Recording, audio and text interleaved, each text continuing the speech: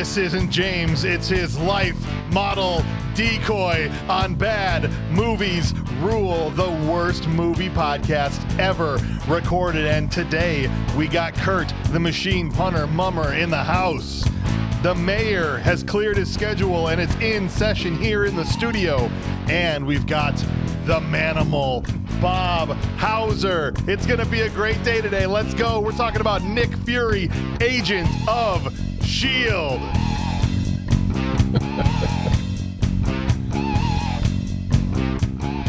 Good afternoon, everybody. We're here. We're live. Is it a good afternoon? Bob seems to be in disagreement about that right now. Bob seems a little locked up. He came in, the veins were already popping. He was spitting out sentence fragments instead of full lighting things on fire. Turning green, shirt ripping. Yeah. Oh, God. We're here to talk about our first ever television movie. It's a movie, but it was made for TV. That's 1998's Nick Fury, Agent of S.H.I.E.L.D. We're going to walk through the movie scene by scene. We're going to go through the whole thing. At the end, we're going to then give out some awards for who was the most intense actor, who was the worst actor, who were our favorite performers, and then ultimately, we're going to decide on whether or not this was a good movie, a bad movie, or a bad movie that rules. Are you guys ready to jump into this thing? Yeah, let's do it. Yeah. So, an Agents of S.H.I.E.L.D. movie. So, of course, the bad guys are going to be Hydra. That's right. Except don't expect them to ever say "Hail Hydra," Nope. or cut off one head, two more take its place, or any of the normal characteristics of Hydra. That's not to be found anywhere. No. Not even their costumes. No, I think they mention it on the voiceover while the helicopters are flying in. Right. And I think that's about the only time you really hear it. The whole thing starts with Hydra is attacking Trinity Base because Trinity Base has the frozen body of Baron von Strucker. And they want it, right? They want it because it's got the plot juice in it. Literally, we'll get to that when we get to that. It's got his juice in it. That's right. Let's steal an old man's juice. We need the juice from old man Strucker, and so we're going to attack this S.H.I.E.L.D. headquarters, which seems to be guarded by one guy. Yeah. Yeah. Clay. That's one guy, Clay. Yeah. And so we get... Yeah, every guy covered in blue camo. That's right. Which I don't understand what you hide in with blue camo. No, if anything, they should be camoed in outfits that look like science machines. Yeah. And cryo stasis chambers. Cryo gear. Yeah. Things like that, right? Steam. With buttons and knobs and all that stuff. And electric lights. Walk around looking like Mr. Freeze from Batman and Robin. Exactly. Perfect. And more appropriate. We get this guy, we find out his name's Agent Vaughn, and he's what seems to be messing with Von Strucker's body, and that's when Clay walks up, and I don't know why he's so loud, but he's like, "Hell of a way to earn our keep, isn't it, Vaughn? Hell of a way to earn our keep, isn't it?" It's like, good Lord, man. You startled me. You almost made me want to shoot you. That's right. Well, Vaughn does kill him. Clay gets killed in the first 4 seconds of this movie. He doesn't kill him Dumbest face when he gets shot in the stomach. He gets killed 3 times. I guess. We probably should be counting how many times Clay gets killed. Clay gets killed, right? That's a Clay kill. He gets shot in the stomach. Yes. And he has a very slow sink to the floor. Yeah. Oh, I'm dead. Oh, this is my death scene, and I'm dying. This is my death scene. Tell Fury I love him. I'm out of here. He dies. Then Vaughn runs over and starts to gas out the place, to take care of the other, 6 After guards. no selling, shooting Clay. Right. I mean, that was terrible. Terrible. Yeah, He if just you shoots blink, him, you he's miss like, it. Yeah. Oh, guess I just shot a guy. Let me go do what the other thing I was going to do here. Right, which is activate this gas bomb inside the vents because there's 6 other guards there they want to take out with the gas. And Hydra then, they send in the troops with the gas masks. And this is when Clay's hand comes up. It's like, oh, Clay is resurrected himself. He's not dead. Yeah, not quite dead yet. He respawned. Not quite dead yet. He respawned. Yeah, right. He gets up. He runs into the hallway, still shot from before, I'm assuming. And now all these Hydra guys come in. He gives maybe the best line in the entire film. Yeah. Yeah. It's like, for those about to rock, fire! Close. He goes, let us rock and let us roll. Yeah. Dumbest. Why? This is what's so funny about Hollywood writers. It's like, good God, how did you get a job? My Lord. And he just starts to fire his pistol. Yeah, into he's this just group Doesn't of- hit anything. Yeah. No. This group of Hydra soldiers running towards him. That look like they're in like full out stocked SWAT gear. Yeah. Yeah. Right. And They got shields. They got everything. and then they shoot him with their submachine guns, and he dies again. But then when Viper runs up, she unmasks herself, and there is Baron von Strucker's daughter, Viper, Andrea von Strucker. He's still alive. Yes. Yeah. Well, he had that Yes. third life. Third life. He had 3 Get guys. the left. Infinity Stone. And he's like, take care of her, Nick. And he's saying something to Nick, but because he's losing it, because he's like, I've died so many times, I don't even remember Who I'm talking to. if I'm still alive or who I'm talking to. His life's passing before his eyes. That's right. I don't remember her. He gets blasted, and he's like, please come over here so I can give you this plot relevant data so I can finally Yes. just kick the bucket. Just and get out of die. here. I just want to die. Is this my scene where I die now? yeah. Clay, you're going to die. Yeah. 4 times. All right. Then it cuts to, and I love the subtitle, the Yukon. Yes. You got to know where he's located at. Yeah, the Yukon, which was just an old Indy Jones set, it looked Right. like. Yeah. It was an old abandoned mine. So he's in, the Yukon's up in Canada, right? I Yeah. think. Okay. Yep. So he's in the woods in Canada. Like North Canada, too, like above British Columbia. So Right. he's up way there. up there. And you're right, Bob. What the hell is Nick Fury doing? So it cuts in. There's like a tunnel, like a man-made tunnel. It seems It's a like, man-made tunnel. Yep. because those are concrete walls angled Yep. up. Yep. And he's just He's just axe Sledgehammering? fixing Yeah. a flipping wall why? Minecraft. because you could tell He needed minerals. this is what I needed would a have done. diamond. There should have been a kick-ass axe picking Yeah, rock and roll movie montage. sure. Sweat, G-strings, I don't care. Yeah, they could have showed Hasselhoff him like energy. digging out an old part of the mine or something. Like digging out he's a part of the continuing mine. on a Yeah, tunnel. well, but the- Instead, it's just, I'm just cracking this concrete with this I've pickaxe. been trying And why to not crack use this a concrete. sledgehammer? He's just, Yeah. well, he's just like, oh, Kit's in there. I got to try and. There should have been Sitting there. It should have been a song about being a man. I'm just a man. That's a mighty, literally- mighty man. There was none of that. It was just, I'm going to pick at this wall. That's literally what it was. It was like, we need to give him something to do that's Yeah. manly. Yeah. And so they just had him hitting a random wall with a sledgehammer. Yeah. They Yep. never come back to it. Nope. They never find out what he's trying to accomplish there. He's No. gnawing on his cigar. Nothing. He's just hitting a wall for business to do in the scene. Needed something to do. Right? Yeah, it was unfortunate. There could have been so much more fun things they could have done with Yeah. that scene. But they didn't. Yeah, and then he's 5 years later, or 5 years prior, they shafted him. Yeah. Oh, They literally. shafted him to the mine. You like mine that? shaft. So there you go. So he gets visited. So not even visited. This agent shows up, and at the first, they doesn't know how to open a wood door. Okay, Oh, it's just Yeah. the most, The whole the most wall is flimsy, just shaking. The most flimsy cardboard door. Yeah, right. Hey, hold on, Nick! he's just Give beating a on it. key! Hey! It's all rusted You got a out. pickaxe? You got a pickaxe! Hey! I'm using it. Mind your business. What the hell? That door looked like you could breathe on it. It was going to fall over. Oh, yeah. I thought it was the big bad wolf, just huffing and puffing. Blow your house down. He finally Pierce. We find out it's Alexander Pierce, who's played by Robert Redford, actually. In the I know. I was Winter just Soldier. thinking like this guy was outdone by Robert Redford. But he's now a young guy in this one. He's just a shield agent. Was this a prequel? I guess it must have been a. prequel. So Nick Fury went up and had a skin pigment augmentation. He did. He had a pig. He underwent the same surgery Robert Downey Jr. did in Tropic Thunder. Oh, dude! You imagine if David Hasselhoff and Sam Jackson Right. had a baby? So really, Nick Fury is way older than Robert Redford in Winter Soldier.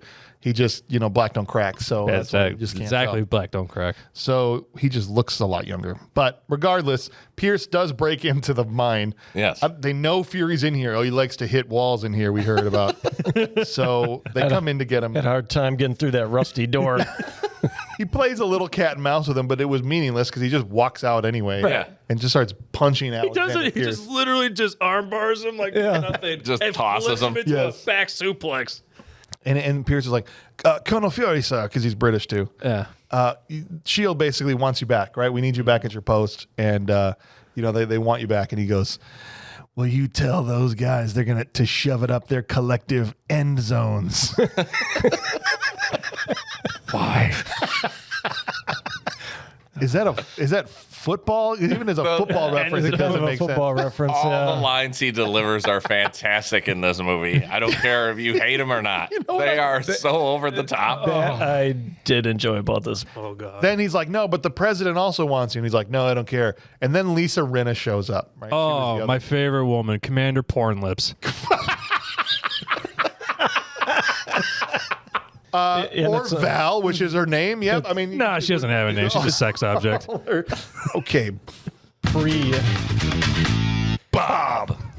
Val is a woman who has an identity and is not just an object. Yeah, when you have lips like that, you're an object. But I don't know. She had more plastic injected in her than my She-Ra blow-up doll. this is okay, This is like I was just gonna say, like lip injection, Lisa Rinna. this is pre-plastic, Lisa. No way. Yes, it is. Those lips? Yeah, Come on. Yeah. No. She looked like she got kicked in the face by a horse. Have you seen her in the last That was 5 so years? swollen. Oh, they're like gigantic. They're like big top tents now. She went to Southside and had away with the Chicago Bulls. How do you even speak? You're Right. like, it's like a Muppet. You know what I mean? Right? Like, looked like a largemouth bass. Just She looked Billy like Bass Janice. hanging on the wall. She looked like Janice from the Muppets. Right. Yeah. But in this, I thought she looked beautiful. I mean, Yeah. this is pre-work done. Yes. Pre-Desperate Housewives. Not Desperate. She was on The Real Housewives or Yeah. whatever. She was on that show and stuff. And so before all that stuff, Lisa Rinna shows up. And then once Lisa shows up and she's like, I want you to come back, Nick. And also Baron von Strucker's still alive. And then Nick's like, all right, I'm in. That's all you had to say. That's all you had to say. And then, guys, we get our first glimpse at the Helicarrier. What'd you guys think of the Helicarrier? Oh, it was so good. Yeah. It looked like it was really there. I've seen worse CGI. I mean, it was the. I've seen better CGI on N64. I mean, I would have to say that did the same guys that did the CGI for Escape from LA do this movie? I just thought, I mean, obviously the CGI is terrible, right? It wasn't terrible for $6 million But- in '98, but Well, yeah, yeah, it but wasn't that bad. Here's the thing. For a TV movie, yeah. it wasn't It too was bad. just the design of the shield of the Helicarrier, right? I mean, it had what looked like an airplane carrier at the top, Yes. and then these ginormous compared to the Yeah. size of the aircraft Yeah. carrier. Right. Like drone arms, basically. Well, he calls it a hairdryer at some point. It's huge. He's like, take your hairdryer. It's blocking my sun. It looks like it's 5 times bigger than the one from Oh, absolutely. Avengers. Yeah. It was a little bit weird, but you know, hey, for a TV show, I'm like, that's fine. Yeah, that was fun. I mean, it's like I said, I've seen worse CGI. I ended up having to look this up because even though I read comics back in the day, I didn't know this. As he's walking on the Helicarrier, they say the SHIELD acronym as Supreme Headquarters International Espionage Law Enforcement Division. Right. And I remember thinking, that's not what SHIELD stands for because of the newer films. And apparently I went back and read up till 1991, from like 63 or whenever till 91, that is what they used the old Shield acronym. that was their old acronym. And so they used the old one in this movie. Then they changed it, and now it's the Strategic Homeland Intervention Enforcement and Logistics Division, which you'll hear Coulson say and a bunch of other people say in the Sam Marvel Jackson came along and said, we got to change this. That's right. All right, so the first thing the whole point of the scene in the Helicarrier is to meet all the other characters. They're bringing Nick Fury through the Helicarrier, and they get on the elevator with Pierce with the retina scanner. yeah. Doesn't work. I did With like the this. sign I did that like says this. no smoking, and Yeah. he's just smoking a cigar still. Right next to the my wife Absolutely pointed that no out. smoking. No smoking. He's like, she's like, he's just standing there with a cigar next to the no smoking sign. I'm like, yep, Yep. it's Nick Fury. Yep. Absolutely. And it's like there's a new state-of-the-art security system, and it's impenetrable, and it won't retina scan him because he only has one eye. Right. So he just shoots the You elevator need to in the face. update your computer and shoots it. And then Pierce is trying to push like the floor buttons to make it work. It's wonderful. It's great. And eventually he just shoots the elevator in the face, and the elevator's like, fine, I'll go. Going up. Well, I love the face of the elevator too. Impenetrable. It looks like an old 1950s microphone. Yeah. It's just like, all right. They go downstairs. Now they meet Kate. And so Kate is what they call an ESP, or it's a SHIELD agent that's been trained to be able to read people's minds. Or make you have mind orgasms. Or something to that effect, because as soon as Nick meets her, she's like, "I have implants that help me read minds," and he looks Yeah, he's like, straight at her boobs, Yeah. It's like she's got tractor beams. He's just like, and she goes, Sucked me right in. neural implants. Yeah, you pig. Come on. And he's still like, want to bang. Yeah, it's like he winked at her. Yeah, right. And then he says, what am I thinking now? Do you think when Fury winks, is it winking or blinking? It's just blinking. If you have one, you have to have two to wink, I think. I think that's how Because that you got to works. close one and like semi-close the other one. Right, because if one's permanently closed and you just close the other one to wink, you Then just it's just blink. blinking. Yeah, You've just yeah, blinked. just blinking. I didn't know if it was winking or blinking. No, he has to just blink. I'm just trying to figure that out. So thanks, I appreciate But he makes a pass at her, and she says, "I don't need to be a mind reader to see what you're thinking." Which she loves that line because I Yeah. think she uses it again later on in the movie. Yep. And then we meet Pincer, director Pincer, which is weird because I thought they were bringing Nick Fury back to be the director, but he's like the director of the director, like the doesn't head guy. Yeah. That doesn't make any So, sense. well, it's like a government agency, right? So that checks out. Yeah. Yeah. And his whole job is just to be a dick and to make Nick's life miserable. He and just has to- like a group of people just follow him around everywhere. yeah, everywhere. Yeah, everywhere. Butt kissers. Like, They're just walking around with clipboards just to make sure he's being a dick to everybody. and Like, one nose There's just a permanently up his checklist. ass all the time. There's just a checklist on your board. sir, you haven't been mean to this person in 5 minutes. You're right. Let's go.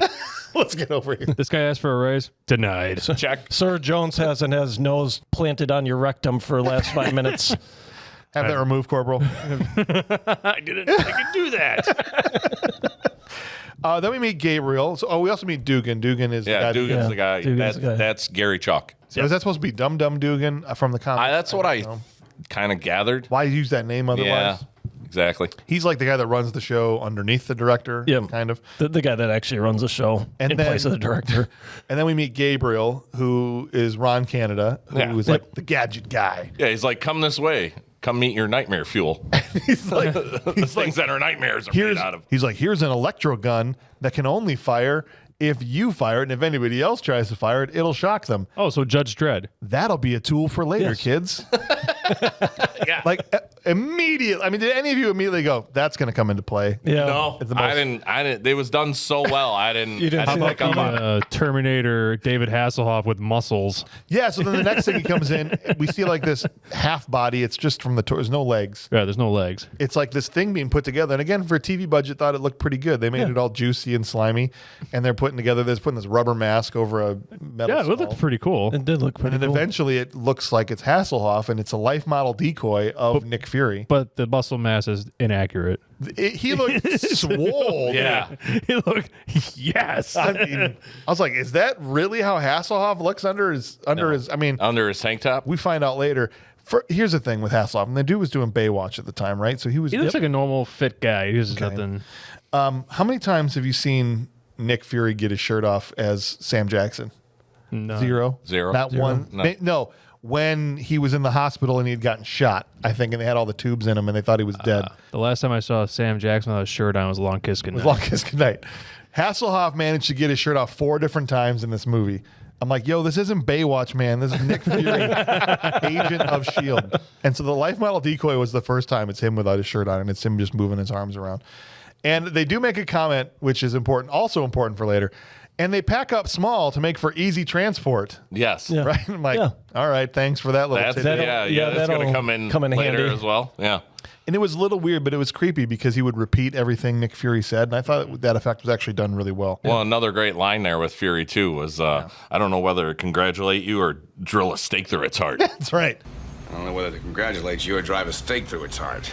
I don't know whether to congratulate you or drive a stake Turn through it its off, heart. Gabe. And so, all right, then basically Dugan's like, all right, have you met everybody? Cool, time for the expo dump. Let's go. Let's go. Brings him into the briefing room. And the helicarrier set was basically just 2 hallways that they filmed from every frickin' angle they could of them walking through the Yeah. hallway. This main room around the table, and then this little balcony they could come out onto from behind that, right? And so they're in the main meeting room, and it turns into, all right, here's video of Clay's final moment where we see Viper talking to his body cam or Yes. whatever. Was he had like contacts or eye? Was it something, okay? yeah. Was it a contact thing? Yeah. And she's like, "Oh, Nick Fury, I am the bad guy for this movie, and I am not coming for." Am I wrong? No. I mean, that's No. basically. I just what it is. enjoy. She should have I just enjoy said that that you and still been did done the with it. accent. Yeah, that would have been better. I'm the bad guy for this movie. Yeah. It's Gru. That's right. I am bad guy. I for will these stuff you movies. all in the crust. Yeah. basically it's female Gru. Well, and it's Von Strucker's family. I think it's a brother, so there's sister. the brother who I just called neckerchief through the whole movie because all he did was just wear. Although he's zoom in on his face. Oh yeah, the brother's there too. Dude, you know what the brother looked like? Remember Last Man Standing? Kyle. That's who he reminded me of. Yes. And he had the same mannerisms and everything. Mr. Alzante. Mr. Alzante. God. So he tells him, all right, Strucker's got 2 kids. They want to continue his dad's work. They've got this thing now called the Death's Head virus. It was Hydra's doomsday weapon. Yes. It's 10 times, it makes the Ebola virus look like the common cold. Yeah. COVID-19. And they're like, hasn't it been destroyed? Well, the remnants of it exist in Von Strucker's frozen body, and that's why they want his body. But they need Arnim Zola, who created the Death's Head, to synthesize a new Death's Head from his... Everybody got that? Like from Spaceballs? You know? Got it. Unfortunately. They lay out the entire plot. Hydra needs Arnim Zola. We have Arnim Zola. We're holding him hostage in a safe house in Berlin. In the weirdest... In the subway? In the subway with a... I don't even know how to describe it. A holographic door. Yeah. It's the wall from Xanadu. That's what it is. So they got Gene Kelly down there too. So then Preserving that asshole. Hasselhoff takes his stogie and he goes, well, then what the hell are we waiting for? Let's go. Yeah, we're Going to Berlin. Meanwhile, this is my favorite subtitle in the entire. It cuts to Hydra headquarters, and there's like a 3-second delay before it comes up. You see the headquarters, you see the giant Hydra flags and the insignias everywhere, and it just comes up Hydra headquarters. Yes, just in case you were wondering. Thanks, subtitles. I appreciate. I thought I was looking at Nazi headquarters. I've never seen that octopus symbol before. What is that? No. And so what we catch up with the bad guys and what they're doing here is she pulls up. Remember in the Avengers movie, there was like the World Security Council and they were all on those screens, Powers Booth and a bunch of other people. It's like the terrorist version of that. It's like the World Terrorist Council. Yep. Yeah. It's got all these people in these vertical screens from these different countries. And she's basically like, you all suck. I run the show now and you're all going to have to just eat crap because, you know, you're dealing with me now. Yeah. And this is what we're going to get. My dad would have been ashamed of you all. All of that. And they're like, shut up. That's not nice. Stop being mean to us. And What do we do to you? the whole scene. It's great writing. Terrible writing. The Hydra guys, the crony dudes, they look like Blue Man Group, except if they were yellow. The albino Nazis. Yeah, exactly. I thought the same thing. They're just riding a garbage truck. I'm I'm sorry. waiting for him to pull out the drums and the paint and start banging them. They're just the yellow boys. Yellow But with a Z. Right? They're all bald. They all look kind of yellow. And They remind me of Christopher Lloyd from Roger Rabbit. yeah. Yeah. God, But let's just look at more of a child. yellow hue to them. Yes. Which is weird. So she's there with the yellow boys, and they bring in one of the terrorist guys she has there in person. Like, this is our guy from London, and he said something crappy about me, so I'm going to shoot him in the face because it's the only way I can get off. And she just shoots him Right in the face. in front of all of them. And then basically, and I'm convinced Tarantino watched this movie before he wrote Kill Bill and stole this from this movie. She's like, now, does any of you sons of bitches have anything else to say? Now's the time.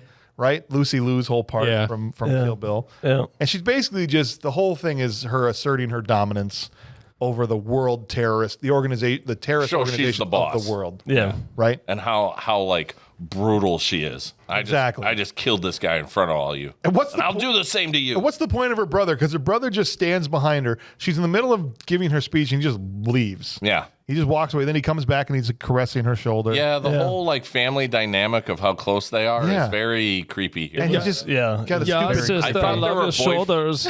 I thought they were boyfriend and girlfriend at first, and I was like, "Oh, that's her brother." Yeah. Oh, Daddy would be proud, yeah. All he does is walk around with a stupid neckerchief tied around his neck, and he adds nothing. No. And even she realizes that. Yeah. Right? She's Yeah. like, no, he's useless. yeah.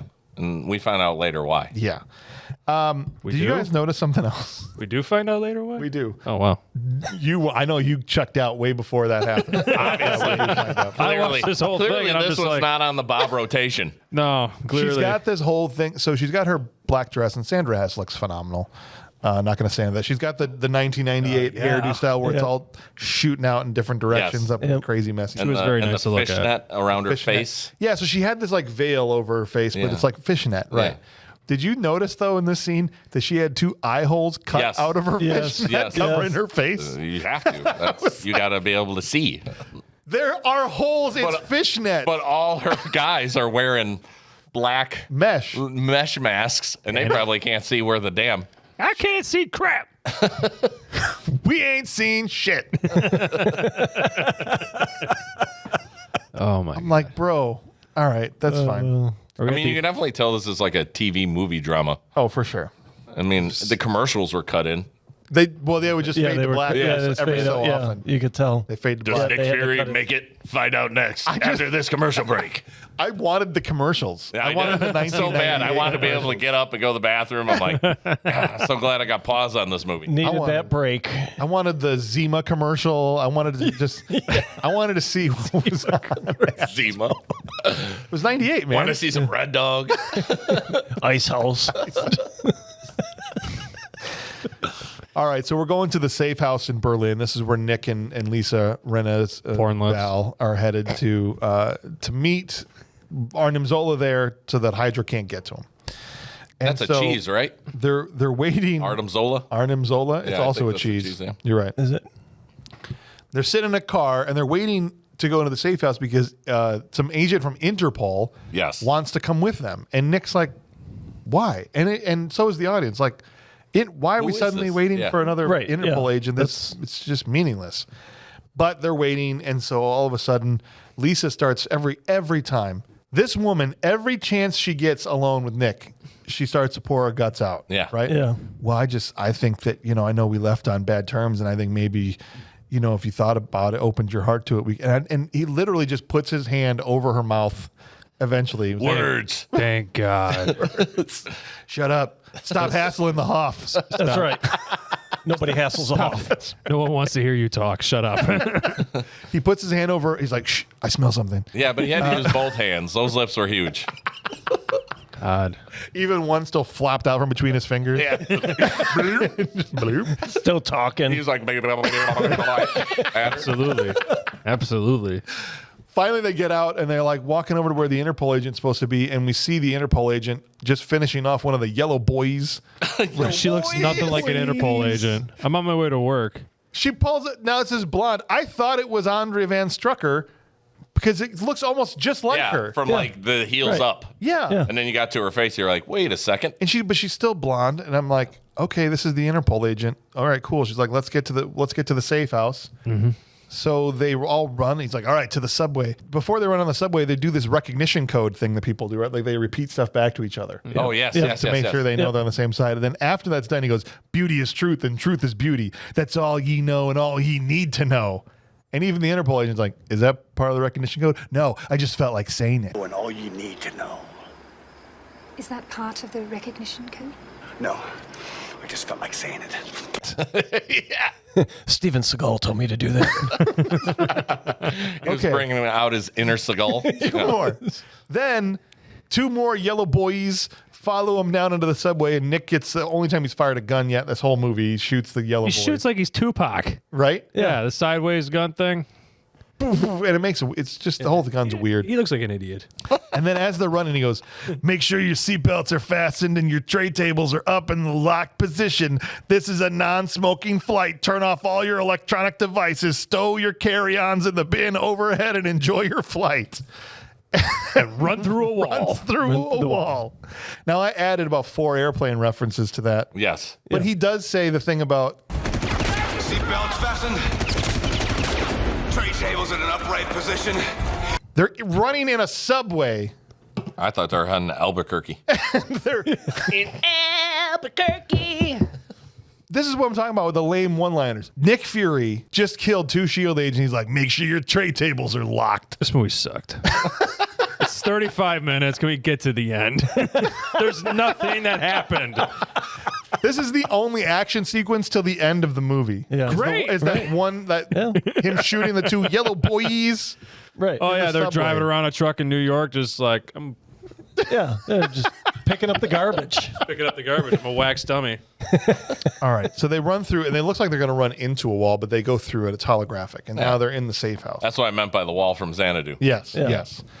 And they're like, oh, hey, Zola, we brought this ESPer to read your mind. Hey, Zola. Not sure how she got in here because she wasn't with us in the car. No. But cool. She's already stationed. She's already in the safe house. There's another holographic. At some point, they were like split up. She took You go to the portal. She you go took to the Zola. stairs. She just walked through the front door and it's like, I don't know. All this accumulated knowledge when these dummies learn how to use a doorknob. So Kate tries to read Zola's mind to see if he has the capability to make the Death's Head vibe. Tell me all your darkest secrets. Well, the dude had some dark secrets. There's like visions of apocalyptic, bombs and things going. He about World blew her Trade head Center. up. Plane crash, all that stuff. About blew her head up. And so she's not really able to see, but she says, yeah, he could do it. He's totally able to do it. And right at that moment, the Interpol lady is like, Time for sex. Fury. So there's a spy here. Can we go upstairs and talk about it? Also, it's totally not me. Just need you alone and not by everybody else. Also, I'm not the spy. But can we go up here and talk about it? Because somebody definitely is. We definitely have a spy. I want to show you my That's spy not game. me. I want to show you my. And Nick's like, that doesn't seem suspicious at all. Sure. But I'll go with. It's been a long time in the Yukon. Sure, I'll go with. She goes upstairs. Smells like trout. Get out. He follows her. He follows her up there. And he's looking around. All of a sudden, you hear her voice from another part. No, over here. Immediately, I'm like, it's her. It's her. It's right. It's Strucker. Yeah. Of course it's her. She showed up in the middle of nowhere. Who else would it be? The spy is hiding over here, Nick. I've got her. I've got her. Come. And Nick's like, really? Goes over and she's got her fishnet stockings on and she's like rubbing her leg like, oh, you likey? And there's the eye holes into one. That should have been the dead giveaway. You find me sexy, yes? Yes. I heard about you with women, and is it true what women say about you? I don't know. Did you talk to my mom? Yeah, or did you talk to my ex-wives? That's right. Depends on who you talk to. And finally, she's like, "Oh, we're gonna do the sex," and he's like, and to Nick's credit, he's like, "Hey, how about we, take a rain check on the heavy breathing?" Yeah. Yeah. And you tell me where's the spy? He's still dumb enough to be like, "You told me there was a spy up here.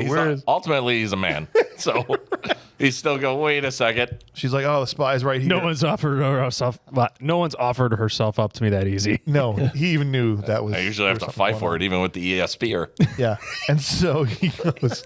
She's like, "Yeah, I'm the spy. Electrocute you in the face." Like something in her. She had a joy buzzer. In her palm. So So the question I have is this the same Viper from the 2013 Wolverine? Is it the same type of character she is? Sure. I don't know. Let's just say it. Let's just say yes. Why not? Okay. Because they call her Viper. That's why I was like, right Viper, after is that she the- electrocutes him in the face, she straddles him on the ground and kisses him, which poisons him. For the rest of the movie, it's like Escape from L.A. He's trying to finish the mission before he's. Yeah, I saw the Before very he's big toast. similarities on that one. She immediately turned into Let's get Uma this guy Thurman a there. And fever. Sorry. Go ahead. I she apologize. just turned into Uma Thurman there and kissed him. Oh, Batman and Robin, too. Batman Yeah, and you're Robin, right. yeah. He should have worn the rubber lips. Rubber He should have lips. had rubber lips with him. Rubber lips are immune to your charms. Don't get me started. We just daydream about Sandra Hess and Uma Thurman for a second. Yeah, let's take a moment. You're getting that far away look in your eye again, Bob.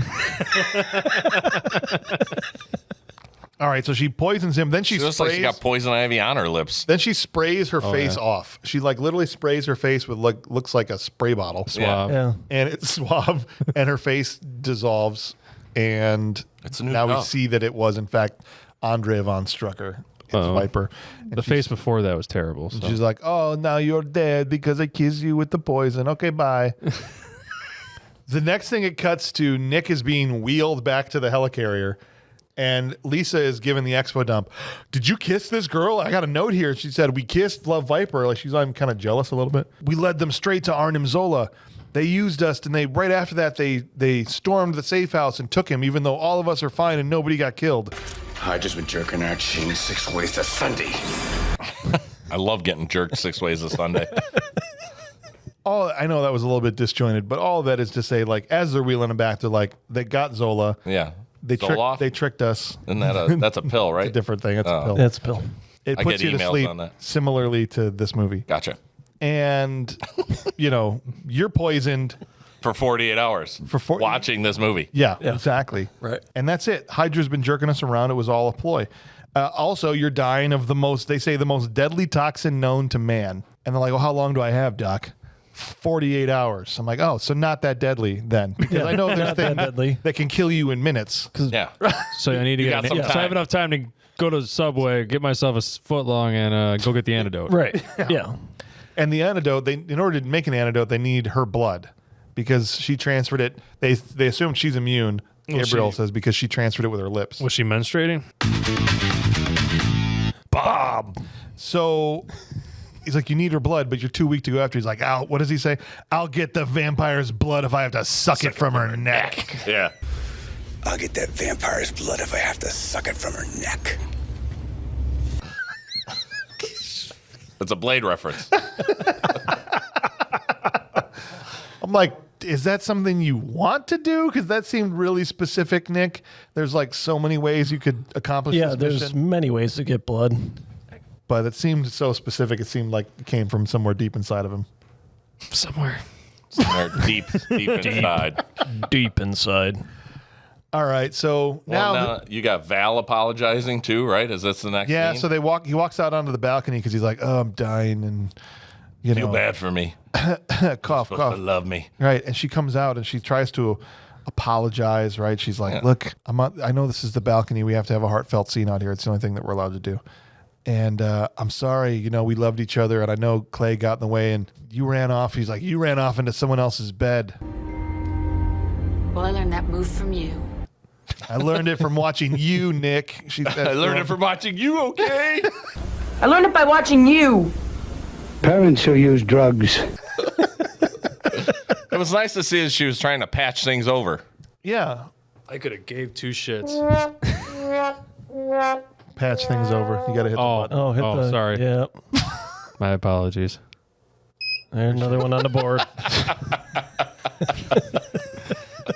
Yeah, so again, she tries to dig up the past, and he's like, "Damn it, woman, I'm Nick Fury. I'm over here dying. just I don't trying want to to- listen to your jibble jabble. All I want to do is either die or kill Hydra agents. That's it."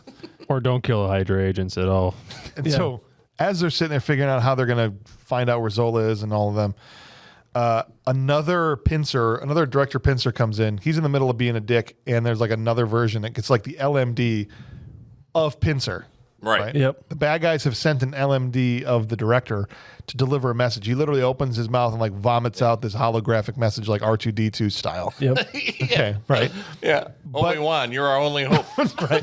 But what? How do they have the LMD tech at Hydra? Isn't that a SHIELD thing that they just came up with? Apparently, maybe S.H.I.E.L.D. stole it from Hydra. That could be. And if they have those, why don't they ever utilize that technology for the rest of the movie?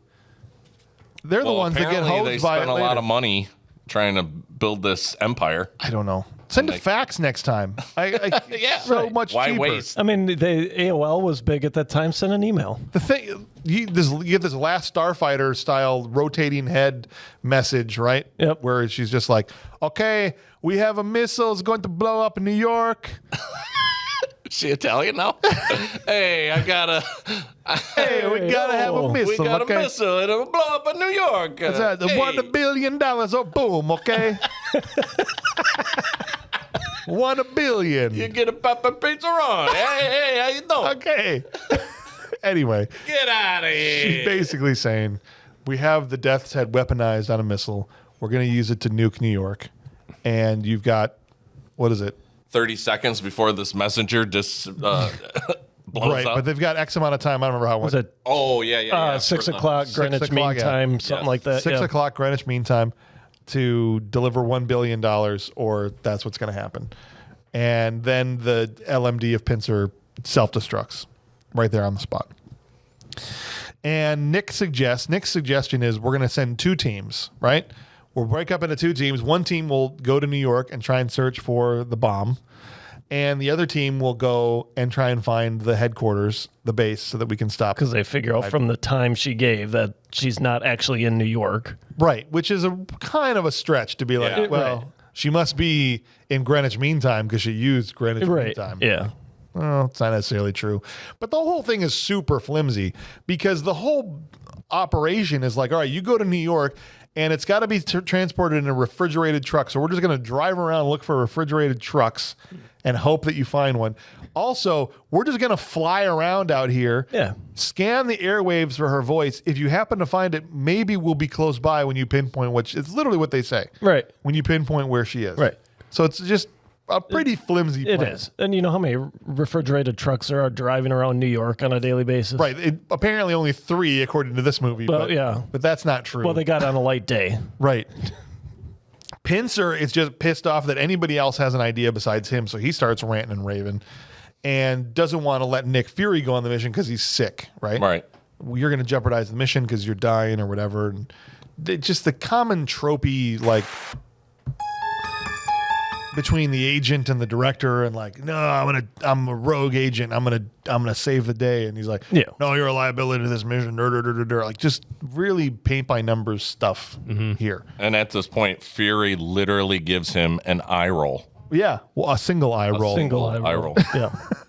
He goes anyway. He gets on the plane with the other 2 pilots. So it's the teams are Fury, Kate, the ESPer, and Alexander Pierce. The 3 of them fly out to go find the base. And Val takes a team. And Val takes a team of extras, basically. Right. You know, nameless red shirts, shield agents. They just to New York. Guys they pulled off the street to drive around. Kind of drive around looking for refrigerated trucks all day today. And so the New York team is scanning for refrigerated trucks, and they find a mail truck. Right, it's the first thing they find. They realize, okay, that's a decoy. So we'll just keep driving around. And the next shot, you just see them driving through Manhattan, and there's a guy on a bicycle and cars everywhere. They're like, all right, just tell us where the next one is, and we'll go get it. I'm like, in Manhattan traffic, they could tell you it's like 12 blocks away, and it'll take you 4 hours to get there. Sure. Where it is. So this is a terrible plan. Yeah. And in fact, they after 2 decoys, the third one they find is actually leaving New York and going around the other side of the Hudson. Yep. And they're able to catch up to them from wherever they are in Manhattan. TV magic. Just no problem. Fine, whatever. Power of the lips. They're like homing beacons for trash. Absolutely. Because it's a garbage truck is what they end up following. Meanwhile, as Nick, and this is a lot of moving parts here, so I apologize. I'm going to have to bounce back and forth because they intercut between New York team and the headquarters airplane team. Airplane team. And so it cuts back to Nick, and they're like, we found Viper's voice on the airwaves. We scanned it, and guess what? They're right below you. Isn't that convenient? How convenient. So before they can land, they get shot out of the air by a couple of missiles.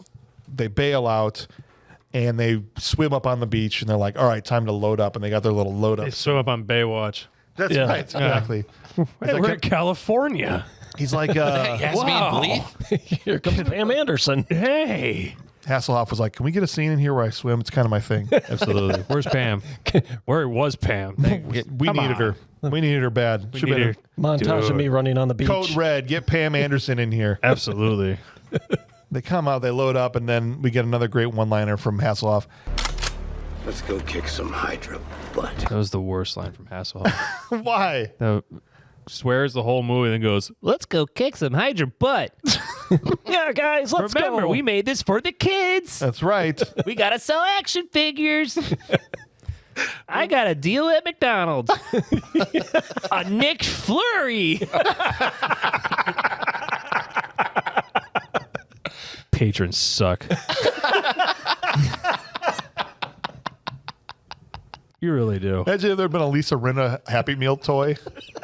Yeah, Bob would have ruined He it. would have pressed the little thing on the back, and her lips would have smacked together. She had lips on an ejecto gun, ejecto lipos or something that just shoots her lips. It just shoots her lips, but it only goes Your dad's just driving. Bob, what are you doing back there? Nothing, mind your business. Trying to get this lip gun to work. Why are you aiming it at your crotch? Stop talking to me. Dad, my toy's broken. Other meal. Okay. This is a way better conversation. She had more filler in her lips than McDonald's cheeseburgers. Seriously. Probably the same ingredients. Oh. Is that whole wheat? Wood filler. Woodbine in it, huh? That's right. That's what it is. Bob was trying to woodbine it in the back seat with the Happy Meal toy. Lisa Rinna lip gun. Your chicken nuggies are cold. Like Mom's napping back there. Can I you don't know imagine what all the happened. chicken nuggets you ordered for her lips? Trying to get the Lisa Rinna toy.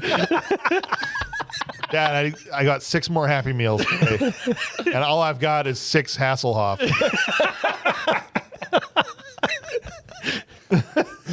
This movie sucked.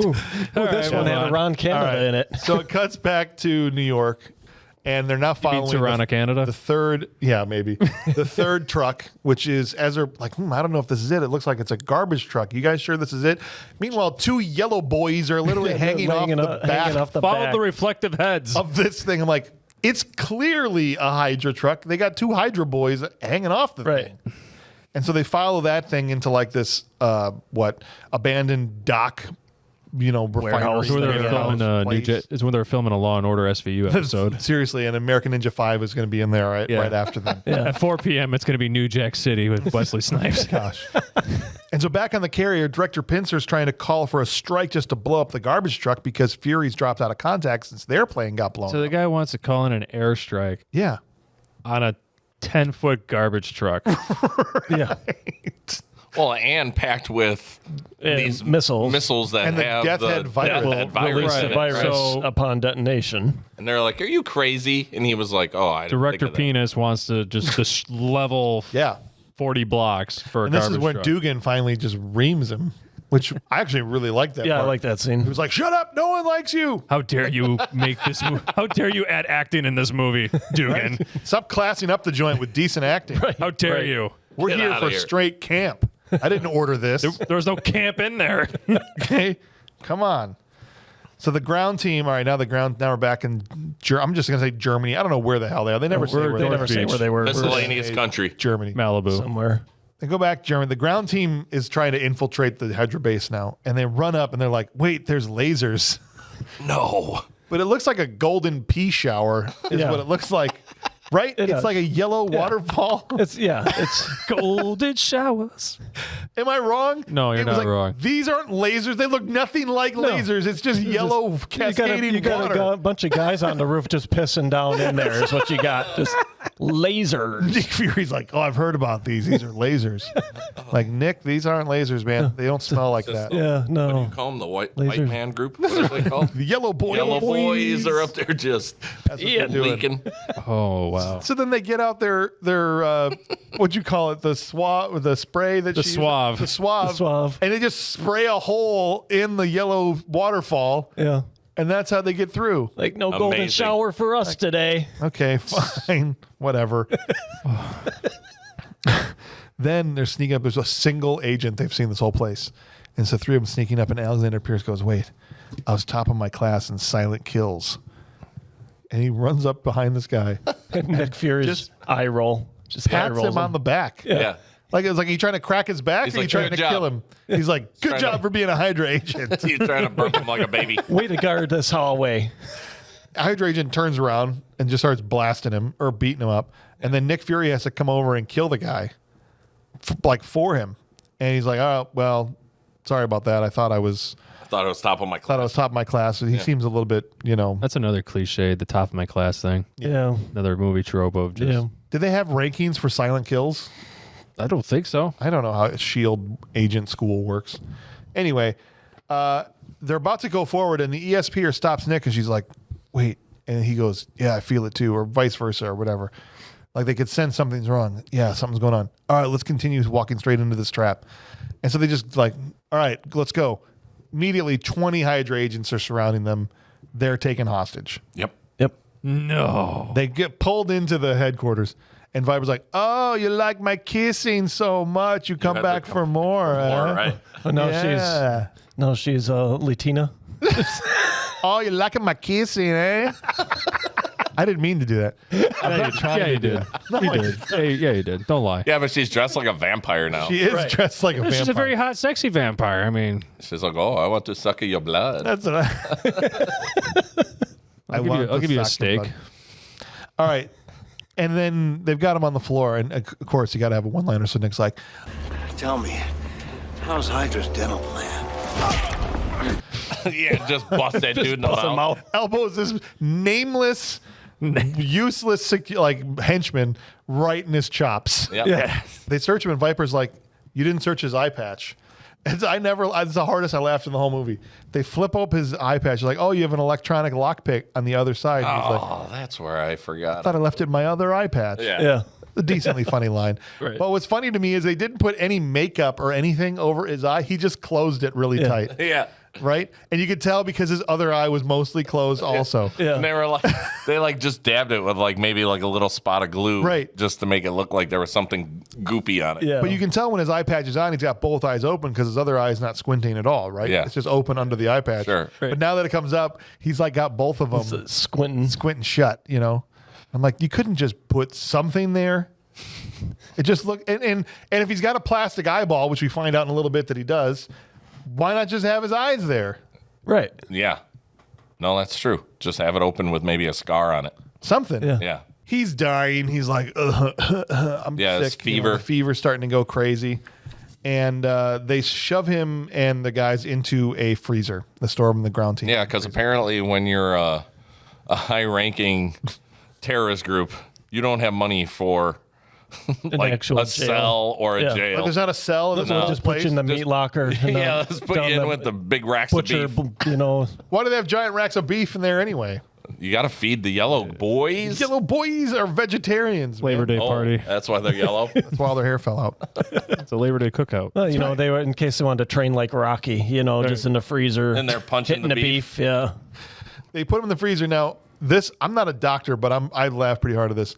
Viper screwed up putting me in here. I was running 103 temperature before, but I'm normal now. Yeah, because the freezer Yeah. it Put you in the reverses the fever. Is that how that works? Yeah. So if they put you in a really hot room, you're like, oh, I have a fever now. Yeah. Because I'm not sure they understand how warm-blooded creatures work, and that our blood temperature doesn't change based on the external. Nick Fury's apparently reptilian. He's actually going to grow another eye. He just hasn't. He hasn't gotten that point yet. You're not sending me to the cooler. Right. Oh gosh, could you imagine if it had been him? Oh, dude, we would have been 10 times Listen better. to me very carefully. We would have killed. Sorry. If you were to put me in this cooler, I'm going to blow it up with something I hide in my face. In this movie, I killed 50. There was no bodies in this movie, but That's right. I had the body count up to 0 to 55 in the first 5 minutes. Listen, I want to check something. Okay, be very careful about this. I want to see how good Hydra's dental plan is. Oh, apparently not very good because it's either on the ground. You've just been extracted.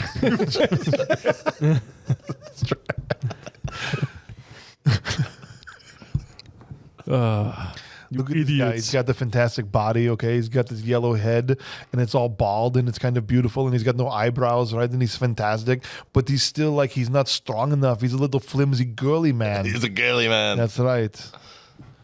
Because I crush him with my bare hands.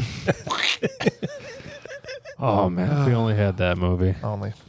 Oh, apparently we don't need to relive that at the end of the episode. Or he's Lisa Rinna's character. Look at my lips. They're fantastic. Look at this, yes. Come over here. I'm like a hot air balloon. That's right. I bench press with my lips. Watch me float. Throw me in the water. I just bob up and down all day. That's right. I squat 350 and I use my lips to do it.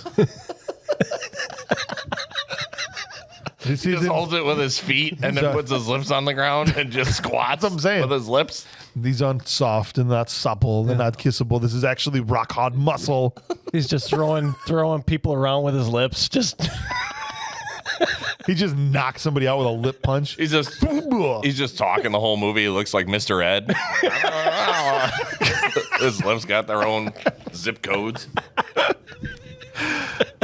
Oh. All right, so the New York team watches the bad guys set up so the garbage truck opens up and you see these missiles come out. And they haven't launched yet, but they're watching them. Lisa Rinna and her Ford extras are watching them set up. That's probably why they couldn't afford a jail cell. They're too busy spending money on garbage trucks, turning them into missile silos. That's right. Yep. And they're Frozen like, missile we still silos. haven't heard from Fury, but we're doing everything because Lisa's like, am I striking? What's going on? You know, right? Like they're setting what up. are we doing? And headquarters, Sitting here waiting. Dugan's like, look, we can't find Nick Fury, but we're doing everything we can to find him. I'm like, you mean you're doing absolutely nothing to find him? Yeah. No, we're just right. sitting here. Just everything. waiting. We're just sitting here waiting to hear from him. And so back in the cooler, we get Nick ripping the plastic eyeball out from underneath his eye patch. Yeah. And he says, what's that old saying? If thy eye offend thee, pluck it out. And he pulls out, he's like, don't worry, it's plastic. Then why is there a wire attached to it? What's the point? I don't know. It's under the eye patch, so it's not like he's using it to see. That's what I'm saying. Yeah, he doesn't need a wire. It charges the bomb inside of it? Is that what Maybe it is? Perhaps. brainwaves charge It's like a the USB-C? battery in it. Yeah. It's a USB-C charger in his eye. Plugged in his eye socket. It just bites it off. It was an Apple product. It was like the first time we've had an It was explosive. an Apple product because it was an eye. It was an eye. It was an eye. It was an eyeball. I'll give it to you. Appreciate it. The first explosive eye we've had since Last Action Hero, Yeah. which is Vengeance, a far but- better movie. Oh God. Yes, by Is it- by a landslide. though? So he takes out his eyeball. How dare you, Kurt? He's like, don't worry, it's plastic, but I had it plugged in, but also it's a bomb. And he puts it on the door, and it's like, very casually, everything he said has been over the top, but all of a sudden he's super. Well, how's this He stick goes- to the door? He goes, take cover. Right? Almost like, Take cover, like it's a bomb. Take cover. it's a bomb. Yeah. Yeah, And then how I like does how it stick? he's like covers them. They're not covered. It's just Nick Fury. Then they're crouching not Lisa Rinna, but Kate and Alex. And then Nick Fury's just like Palms over him. him, like Human palming the blanket. wall, like human He's blanket. not Arnold Schwarzenegger. He's trying to be Groot. Right. He groots them in the corner of In the corner of the room. It's like, don't worry, I'm David Hasselhoff. My body will be a shield. Shield. That I get it. There you go. There we go. Okay. Is that what it feels like? Yeah. Oh, that's pretty good. Many It's a more, nice feeling, right? any more, you'll have women after you. They run out the door. Kate and Nick run down the hallway, and Alex is lagging behind. So before Alex, This can Alex run guy up- sucks. Like someone he just was- needs to take him yeah. out, like a sniper from the shafter, just blow his head I want off. to know what the This guy, just take him I out. like Alex. the top the of what sh- class was he? Dude, he has the shittiest haircut. He's a top of the class of dipshit. Dude, he played that a part better than dipshit I think. Out of all the You Alex, do not want to be top of the dipshit. No, class. you don't. I think out of all the Alexander Pierces, he was the second best one ever, which is pretty impressive. There was only two. Doesn't mean he wasn't second best. He's the first loser. That's right. He was terrible. Go back to days of your lives. So Kate and Nick run down the hallway, and since Alex is lagging behind, a shield guard runs out behind the two of them. Yes. Not realizing Alex is still behind him, and this time Alex's back karate chop works Yes. and takes him out. And he's like, "I did it! I can kill people silently." And it made me think of every time I played like Fortnite or Call of Duty, when you run in behind a group thinking you've gotten behind the entire group, but there was still one of their guys behind you. Yep. And you just get lit up, and I'm like, oh, you never run halfway into a party, man. No, You you got to wait. be sure everybody. know. They're all out. You got to look. Am I on trios? I don't know. I got to figure this out. Right. Seriously. Back to New York, and the yellow boys are getting bored. They start bouncing this ball against the wall. That was so just out of place for me. Because the just guy's like, would you quit doing that? Right. The brother. The neckerchief. They're just waiting for the word to blow the bombs. Yeah. Right? Yeah. And so they're literally just sitting there bored, neckerchiefs getting antsy. And eventually the ball comes back, and it's not a ball, but it's a grenade. Yes. Right. At his feet. And he's like kind of perplexed and looks at it. And he says, what is this? Right. it's a sparkler. It literally just shoots out sparklers. Yeah. That was, And the guy tries to sell it. He's like, oh, death. Right. It's like, ooh, That's supposed to be a grenade explosion. And then the four extras and Lisa Rinna drop down on their ropes, and they kill everybody. And When shoot. do they have time to They shoot get all that neckerchief. gear on? I don't know. They're all. And how do they move? Everybody's shield costume is straight leather. Yeah. Yeah. High heels and straight leather. Nick Fury is in leather pants. Yes. Leather. That's like the top-notch gear you need to wear. I also enjoyed mission. Yeah, I also enjoyed Real breathable. Hasselhoff, his armpits were unzipped through the whole movie. Well, yeah, And because it's like, well, you ain't moving unless those are unzipped, apparently. No. Hasselhoff's massive muscles. I can't imagine if you're going on a possibly aquatic, whatever situation you're going to be in, that Leather's head the to way to toe go. leather is the way to go. Yeah. Yeah. I mean, they look cool. Sure. They look comic accurate. I'll give them props for Well, that. I honestly thought Val was going to end up being Black Widow. Maybe. And then I was like, oh. And then she was like, no, whatever her name is in the movie. I'm like, oh, that's not her at all. I got excited, though, for about 2 seconds. I was like, oh, cool. Somebody other than Fury's in this movie? She shoots Neckerchief right in the face. And now you think, okay, well, they've taken over the bomb site, so they're good. But we find out that the bombs are actually controlled remotely from Hydra headquarters. And so it's up to Nick at the headquarters to stop what's actually going to happen, because they can still fire the missiles. Because they were just going to she was going to blow her brother up no matter what. Yeah. She didn't care. She's like, he's useless. He's pointless. Yeah. I don't even know why he's here, literally. And and that's where we find out why he's important. And the audience is also like, yeah, we agree with you. Yeah. We find Kill him. We're glad. Fine. There should have been a round of applause button. So now after he got shot. Yeah. Most pointless character ever. Live studio audience is just like, yeah, right in the face. All right, so Nick and them have busted out of the cooler, right? And so he karate fights some guys in these mesh masks, right? Like, talking about, I thought back to Cyborg, right? Like those same kind of looking dudes. The mesh men. And then he gets fevered again. All of a sudden, he's like, oh, sickness. Fever's back. Right. He's like, go, leave me. He tells them to go. Yeah. Kate and Alexander, he falls down. Pierce is like, I'm not leaving you. On the ground. And he's like, that's an order, son. Inside the main bad guy room, Viper is putting the final touches on her kind of master plan when Nick all of a sudden slow somersaults through the door. Yeah. And then Dad dives, like it's like this like little tiny leap, and then it cuts to him flying across the table. That doesn't happen in movies. That's not a trope. Not at all. Like does the bar slide across the table into her. She shoulders her. She drops her gun or whatever. Yeah, inconveniences her. Inconvenience her slightly. And at this point, because they had Arnim Zola, who's I should say is also sitting at the table, they had been going through Nick Fury's personal effects because they stripped him of all of it. All right. They're just on the table there. So as this happens, Arnim Zola picks up, who's in a wheelchair, picks up the gun that was Nick's, and it was the electro gun that he said, if anyone else besides you tries to fire it. Oh, yeah. Here it comes into play. Here it comes. And so the audience knows what's about to happen. But then Nick tries to warn him. I'm like, shut up, Nick. He's like, be careful with that. Those things are known to backfire. Right. Like, what are you doing? Yeah. You should be like, please shoot me. Yeah, right. Yeah, go ahead. Go do it. Shoot me, man. Oh, make Shoot my me. day. Please, come on, bro. Come at me, bro. Shoot me. He was practically be like, don't shoot that because only I can shoot it and you'll get electrocuted. That's like, he stopped just short of saying. And he's such a dumb scientist, he didn't even realize I'm still going to pull the trigger. Right. So Arnim pulls this thing, and he gets electrocuted, and he goes zooming across this room. It was hilarious. That was funny. Flying backwards on his wheelchair into the depths of the universe somewhere because we never see him. No, gone. He's just gone. Yeah. He broke the space-time continuum. Swallowed up in some sort of wormhole. He was in prehistoric times in a wormhole, like Ryan just said, with the dinosaur. He's riding a T-Rex right now. Lord of the Wicker people.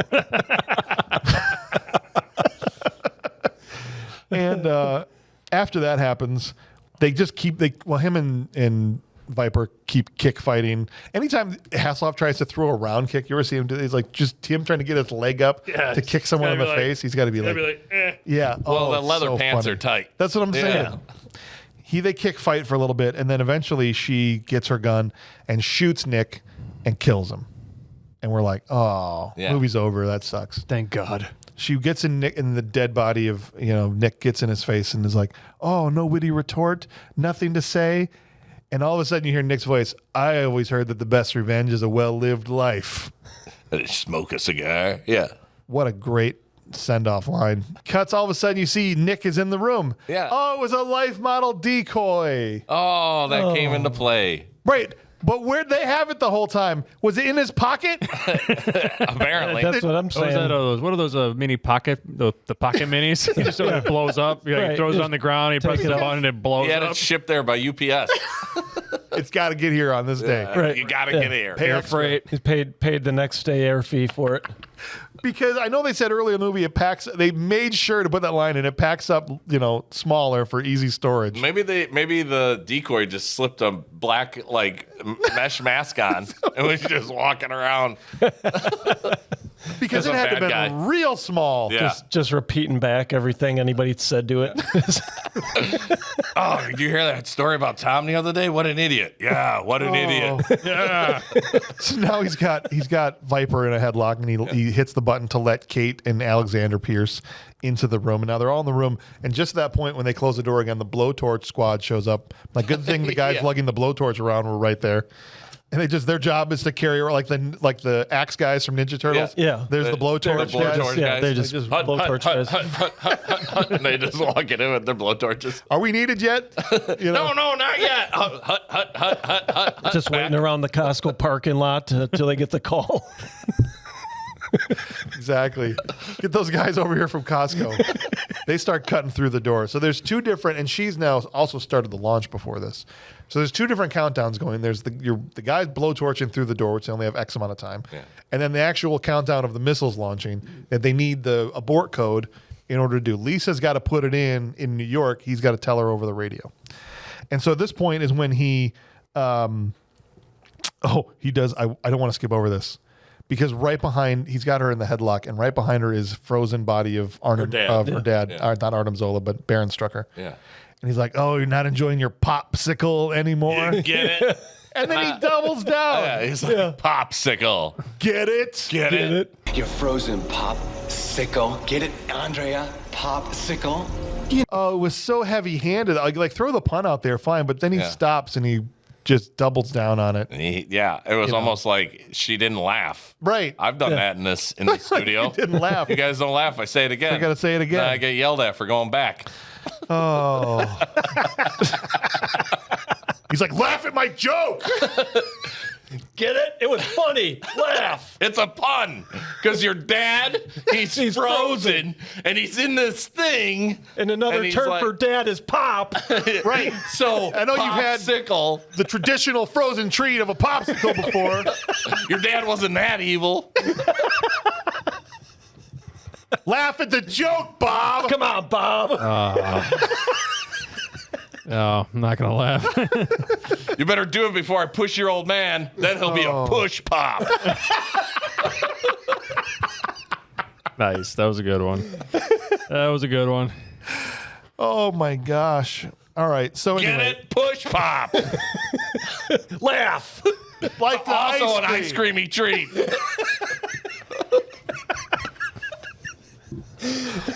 Oh.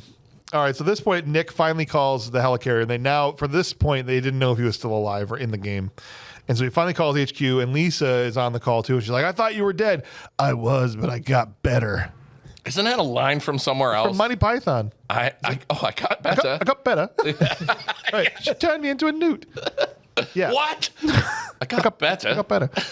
And so like, Kate, you're the ESPer. Come rip the number or the abort code out of her mind. Yeah. Right? So she comes over there and she's trying to, and there's like all kinds of weird noises happening, and she's trying to suck the number from. Oh, yeah. This is the orgasmic number sucking scene. Right. The number sucking scene out of her brain. And 6, 9. I mean, I don't know. She gives a 3, 5, 8, 7, whatever. It gets down to the last number. And Nick's giving her the pep talk. Come on, you can do this, because I believe in you. I believe in you. I was waiting for it to be like, Jenny, who do I turn to? So the numbers are 8, 6, 7, 5, 3, 0, 9. No, 6. 6. Are you sure, Nick? It gets to the last number, and she says it's 6. And then right before they're about to put it in, Kate second guesses it. Yeah. Wait, I think it's 9. And then there's not the little line under it to tell me which way it's going. Right. It's not like Uno. Could you visualize them as Uno cards? It was yellow. It was green. Oh, crap. It was blue. I don't know. Lisa Rinna. I got to draw 2. Oh, reverse card. Crap. Skip. So it goes back to Lisa Rinna. Lisa, for some odd reason, goes, it's your call, Nick. Yeah. Not the ESPer, but it's Nick's decision. And so she obviously has no idea. Nick goes, all right, it's 9. And then he waits for her reaction. And she's like, yes, it's 9. Viper. And he was like, wait a second. Yeah. No. So at the last second, as Lisa's about to press the button, he goes, 6, 6, 6. And then, or she hits 6, and then the bomb is aborted. Yeah. and all is well. Slowly aborted. Yes. Hooray. It looks like it's about to fire. Then it goes, just kidding. No, Not pulling back in. Psych. They programmed it to do that. Just It to scare well, people. it's starting to get too warm. It's like I'm about to launch. Not too warm. Can't launch now. Got to get back in the frozen dump truck here, garbage truck here, and call it a day. But he's not out of the woods yet because Viper goes, you still have 100 men about to break down this door and come in and kill you all. And just about then, the helicarrier shows up at the headquarters. Right above, through their glass-plated That's right. ceiling. They mop up all the existing Hydra agents. And she says, see you in hell, Fury. And he goes, we'll do lunch there. Yeah. Okay. That's what I wanted her to do. You got it. And I'll have a table waiting for 2. all of a sudden, another countdown starts, but it was a distraction that Viper set.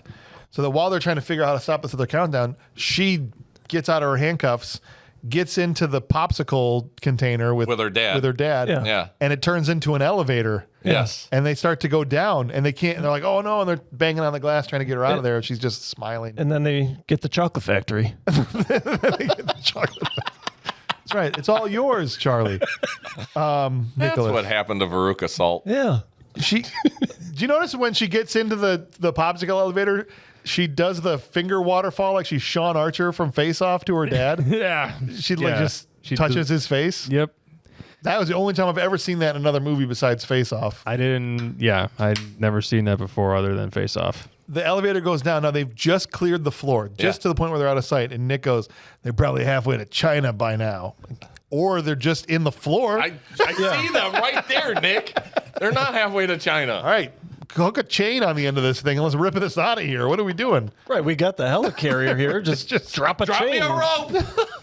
Honestly. Just tie it and pull it out. All right. They go back to the helicarrier. He's like, hey, Lisa, I'm finally ready to bang. And that's the end of the movie. Thank God. Am I wrong? Yeah, pretty much that's the end of the movie.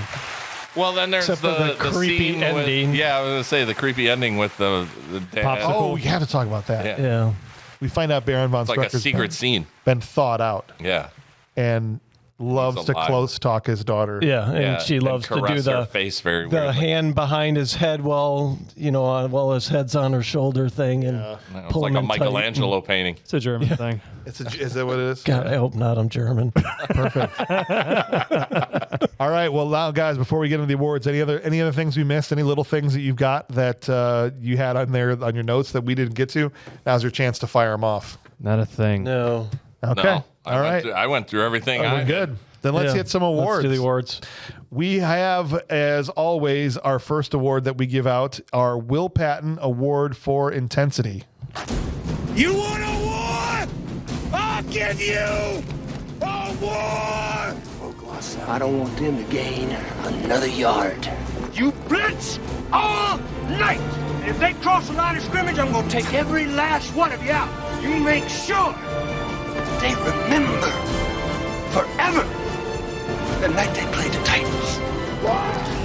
That's right. This award we give out to the actor that came in, even though it was this ridiculous movie, and they brought intensity to the role. They took it seriously, and they really tried to give a great performance.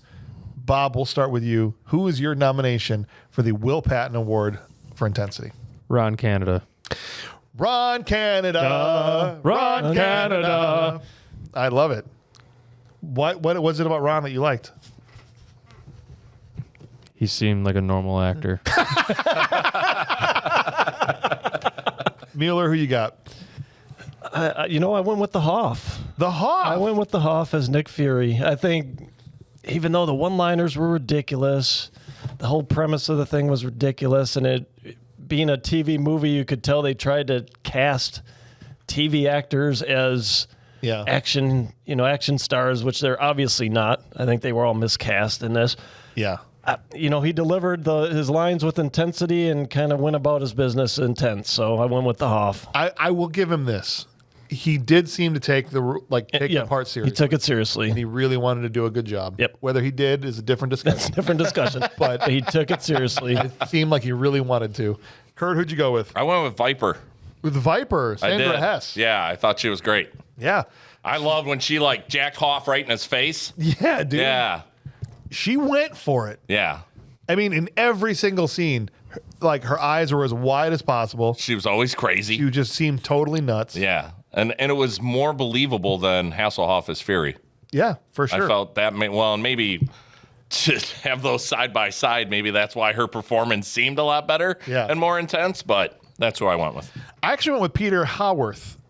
Peter Howarth played Arnim Zola, the old guy in the wheelchair. I thought he was intense as hell in the couple of scenes that he was in, and took it really seriously. So it's a 4-way tie, which means it's going to end up with the patrons figuring out who the winner is here. And so our first person is Adam Lofton. Adam is known for coming on and doing awards as a patron on our comic book movies. He's our resident comic book nerd. Got all that secret intel, always leaves us with some good trivia at the end. And he also went with Peter Hayworth, who was Arnim Zola. I thought he did a good job as Arnim Zola. So that's 2 votes for Arnim. Chris Cordray, back. It's been a while since Chris Cordray has done awards. I know he's a constant presence. We haven't heard from him much on the mailbag either. That's right. Yeah. And so he went with Sandra Hess. She went all in as the Baron's daughter. The accent, the outfits, the finger pointing, the slapping, the kissing, the spanking. Did she spank somebody? I missed that part. I missed it. There was an X-rated movie of this. I'm pissed. That might have instantly brought this up to a 3.8. Dude, it brought it up to a 7-inch. He says she took it up to 11 on the speaker. Oof. Yeah. I'm no weatherman, but you're about to get 7 inches tonight. And so we still got a tie here because we got Spud came in, Sean McHugh. Spud said that Adrian Griffiths is who he gave it to, who's the guy that played Clay. Oh. He said, it's a bad sign when the actor that gave the most intense performance dies less than 5 minutes into the film. But there was no better line delivery than let us rock and let us roll. Yeah. Goosh, goosh, goosh. Yeah. So right now it's a 2-way tie between Hess and Arnim Zola, but I'm willing to switch just because I almost went with Hess.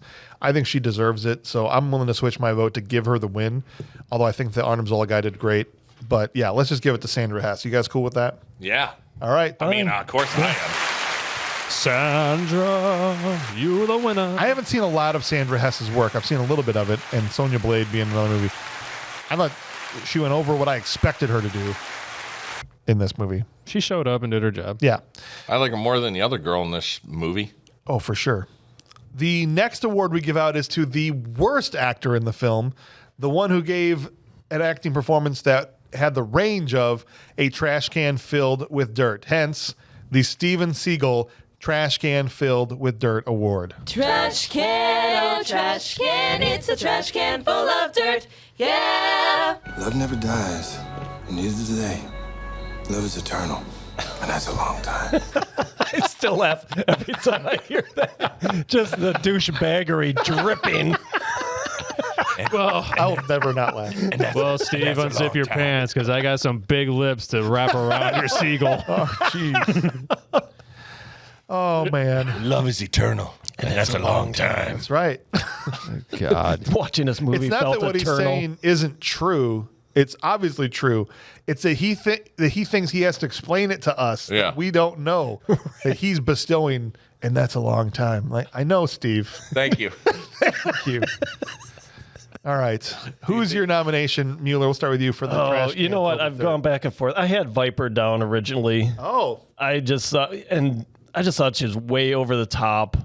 And, we just talked about Colin Farrell and Daredevil being way over I thought she was above Colin Farrell. She was like ridiculous. Off the Colin Farrell scale, for sure. Yeah. But I think ultimately, as I thought about this more and as we've hash this movie out today, I'm going to go with Lisa Rinna on this one. Lisa Rinna. Yeah, I thought she was definitely miscast, but she was just terrible. I don't think she really even tried to look like she knew what she was doing. No.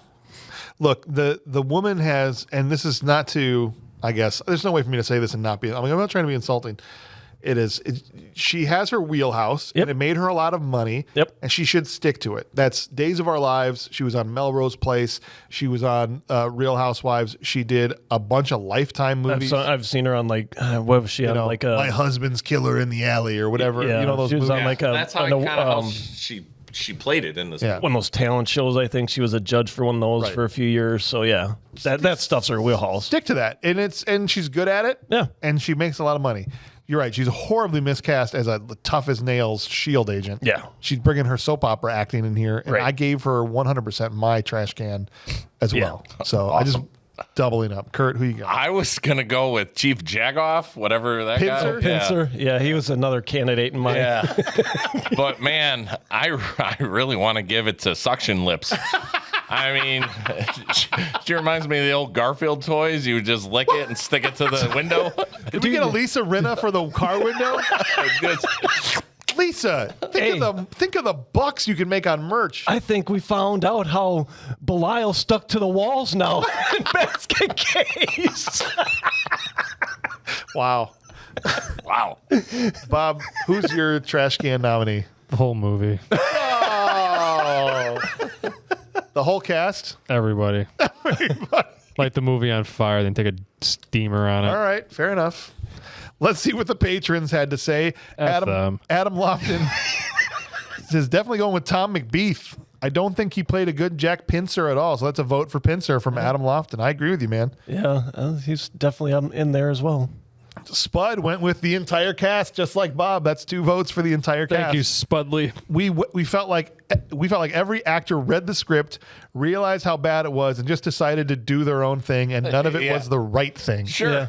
Yeah. I can see that. Perfect. And Chris Cordray came in and said, my Steven Seagal, I was the first person to ever invent underwear award goes to SHIELD director Pincer. That's 2 votes for Pincer. The administrative staff could have been walking around with a trash can full of dirt and said it was the director, and I wouldn't have cared. So good votes all, but that's going to mean with 3 votes, it is going to go to Lisa Rinna. Pucker up, Buttercup. We had 2 votes for the whole cast, 2 votes for Pincer, and 3 for Rinna. That's Definitely no shortage of choices. No. Good Lord, no. All right, the next award, guys, is a brand new award. What? There's a new one? Yeah, so just a little bit of backstory here so you guys understand. We're implementing a new award. This is the first new award in a long time. We had this plan. We have this wall here in the studio, and for various reasons, it hasn't worked out both logistically and financially that we were going to do this wall of fame, and it was going to be the Steve James Memorial. He's sadly passed away when he was a young man. The Steve James Memorial Wall of Fame. And it hasn't worked, and it's been kind of taking a long time. And I thought, well, I don't want to keep waiting anymore, and I want to honor the guy because he's become kind of a big part of the show. We've done a bunch of his movies, and he's fantastic in everything he's in. He's always in garbage, but he is always great. Right. And he always makes the garbage tolerable or better. Mm-hmm. And so what we decided to do is to start an award called the Steve James Unsung Hero Award, meaning it's an award that you can award for 2 different reasons. It's also the first award that's got like a 2-prong approach. Either to the actor in the movie that you felt the movie was better just because they were in it. And it can't be in a lead role because he was never in the lead role either. So someone in a non-lead role that you felt made the movie better just because they were in it, like Steve James does in every movie he's in. The unsung hero. Or the side character, again, not the lead role, that you thought the movie would have been better if they had been the lead character, a.k.a. Steve James in almost every movie that he's in. Like, why wasn't he the American Ninja? Why wasn't the movie about him, right? So either the character you think should have been the main character or would have made it better, or just the person that made the movie better by being in it. Does that make sense? Yep. In my head, it makes sense. So if you hadn't thought of this already, I know maybe not everybody knew about it. Think about it for a second, and if you know it, go. Who is your nomination for the first ever Steve James Memorial Unsung Hero Award? I'm going Gary Chalk. Gary Chalk. That's the guy that played Dugan. Your Skeletor guy? Yeah. Well, yeah. Man at Arms. That's all right. Sorry. But yes. Yeah. He's my guy. He made it tolerable. And I felt like he was the only one that did some real acting. Yeah, right. He classed up the joint with for a cartoon actor. He was really good. Yeah. For sure. That's awesome. That's really good. Do you know who do you know who yours is? Yeah, that's who I went with too, Gary Chalk. Gary Chalk. Yeah. Yeah, I think every scene he was in was one of the better scenes of the movie. Yeah. He knew what he was doing. I loved how he told director Dumbass to shut up and sit down here and we're not going to blow up Manhattan for a garbage truck. So you believed him too. I believe him. Yeah. Right. So I actually went with Tracy Waterhouse as Kate, the ESPer. I thought she was actually pretty good. Yeah, she was good. I thought it made those scenes better that she was in, and it could have been even worse if she hadn't been there. So that's who I went with. Bob, who would you say is your unsung hero? What's the guy's name that you just said? Gary Chalk. Gary Chalk, yeah. He was the only kernel of corn in a crap diaper. Nice. Nice. All right, here's who the patrons went with for the Steve James Award. I let them know ahead of time this was going to be a new thing. And Adam Lofton went with Bill Croft, who played Garrote. I just enjoyed his performance for sure. Now, Adam, I spent 20 minutes trying to figure out who the hell this was. I was just going to ask who the hell was that. I can't figure it out. I looked at his picture on IMDb. I couldn't recognize him. I couldn't tell who he was from the movie. I don't know the name. Was he one of Lisa Rinna's extras in the truck? No, I think he was a Hydra guy, because the character in the comic, like I looked up just even like who was, he was a Hydra agent. I don't know if it was the yellow boy, the bald-headed yellow boy. I don't know who it was. So, Adam, that's awesome that you like this guy. I don't know who you're talking about. Write in, let us know. I feel terrible. You have to write in and let us know. Now you got to tell us who the guy is. And then maybe next time stick to who's on IMDb. Chris Cordray said, I was going to choose the Wilson Leather Company as my Steve James Unsung Hero Award due to them having to supply all the black leather onesies that all the S.H.I.E.L.D. agents wore. But I'm going to go with Tracy Waterhouse as Kate Neville, the ESP agent. She was a true believer, dedicated, and didn't give up, even when mind raping multiple people. So that's two. I'm glad I'm not the one that saw that. I'm like, man, there's a lot of sexual tensions happening in these mind readings. Right. We couldn't have gotten like a Sandra Hess 90s. You're telling me if someone didn't read your mind that there wouldn't be 1 ounce of sexual tension coming out of it? So we got, they would all kinds of things. Oh my God, I don't want to be in here. I gotta get out. Abort mission. Let go. Is that Lisa Rinna? She's just laying there sucking. Fetal position. This is Sandra Hess. Sandra Hess in like a Hydra thong. Anyway, so that's 2 votes for Kate, Tracy Waterhouse Kate, and 3 votes for Gary Chalk. And lastly, Spud comes in with Neil Roberts. Said, a real hard time with this award. It's a bad movie to start with, but I think Agent Goodwin, this is Alexander Goodwin Pierce, deserves this award. True, he's not the most badass, but his spirit and drive to be the best tells me he's going to be an amazing agent. So he gave it to Pierce. I guess. I mean, he reminded me of Chris O'Donnell Robin. Thank you. He reminded me of... I want a car. I'm going to use your credit card. Chicks ding the car. I'm going to go listen to my Britney Spears record. You're just mad because somebody wants me and not you. You're just jealous that I was top of my class. You weren't. Suck on these rubber lips. Well, that means that Gary Chalk is going to win the first ever Steve James Unsung Hero Award. So congrats to Gary Chalk. Right. Nice job there, buddy. Now we're going to go to our top 3 performers. So, Brian, Bob, is that it? You're done? I'm done. You don't have a single performance you liked in the movie. All right, fine. Mind raper. Kate. Number 3. Yeah. You said Gary Chalk was a colonel. 1. Gary Chalk was a colonel in the shit diaper. 2. So who's your number 1? Sandra Hess. Sandra Hess. Let's go. Awesome. Yeah. I love Hasselhoff and a lot of things, but I just couldn't like him in this one. I'm sorry, Hoff. Oh man, he's gonna be so bummed. I'm a Baywatch fan. He's gonna find out. He's like, it's just gonna ruin his day. Yeah, Bob Hauser didn't like my crap. He's gonna be drunk eating a hamburger in his tent. Who the hell is Bob? Yeah, you don't know what you're talking about. All right, Mueller. I slept with 50 women while doing a handstand. His middle name's Kung. Oh, let's see. It's Nick Kung Fury. That's what my wife thought when she first heard Pierce come up and say. She thought he said Kung Fury and not instead of Colonel. Yeah. Oh, nice. Because he said it so quick. The British accent. Anyway. Top 3. I had number 3. I had Kate Tracy Waterhouse. Nice. I think she was good. I had Ron Canada at 2. Okay. And then I don't know. I just kind of like the Hoff, and it's just he went for it. The one-liners, just. Hasselhoff number 1? Hasselhoff number 1. Wow. I thought we were friends, man. Wow. I just like the ridiculousness of the character he had to play. Fair enough. Yeah. Kurt? I went with Hess, number 3. Okay. I enjoyed her tenacity and just how over the top she was. Yeah. I enjoyed her as a bad guy. As a bad what? As a bad guy. Number 2, I went with Hasselhoff. Wow. The reason I went with Hasselhoff is because I actually enjoyed his acting in this one compared to his other shows. Now, as a kid, I loved Knight Rider, but I didn't know any better. It was cool that he had a talking car. You know what I mean? Yeah. So there's only so much you can do with that. Fair enough. Number 1, I went with Gary Chalk. He's my guy. All right. So unfortunately, I liked him in more things than this, but I thought he did a good job for out of everybody else in these roles. So I went with Hasselhoff, number 3. Okay. Number 3, because I didn't hate it.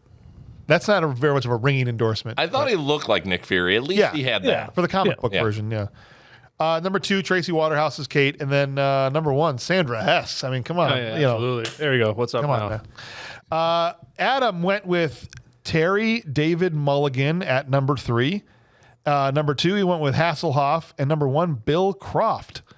Who the hell is Bill Croft? Who are any of these people? Someone look up who the hell Bill Croft is. It was his number 1. Is that the guy that played Pincer? Oh, it was. No, it was Bill Croft, the guy that played Garrote. That's the guy that we don't know who it is. Oh, yeah. It got Adam's number 1 Bill Croft there, Garrote, whoever that is, and it's not even like a picture. He's like some... He's known for the butterfly effect, Needful Things, and the Seventh Son. Yeah, I don't know. Not Nick Fury, Agent of S.H.I.E.L.D., apparently. All right, well, here's Chris Cordray's number 3. He says, the android portraying David Hasselhoff, who was killed towards the end of the movie, was his number 3. Gary Chalk, number 2. There you go. He knows how to run an operation while wearing suspenders. And number 1, Ron Canada. He's just a great actor, and I agree with you there, man, for sure. Definitely. Spud went with number 3, the Hoff. He may not be a great actor, but he did look the part, kind of like what you were saying, Kurt. Yep. He really did match the old comic book look of Nick Fury. And number 2, Tom McBeath. He just played a great asshole boss.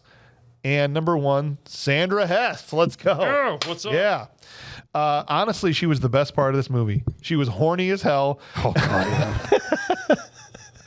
She was always rubbing herself, and dude, anytime anything was going on, she shot that guy, and she was like all out of breath. Mm-hmm. Yeah, I had a chance. I would have a chance with her, I think. But it worked for an insane evil villain. Her horrible evil laugh gave the wife and I much enjoyment.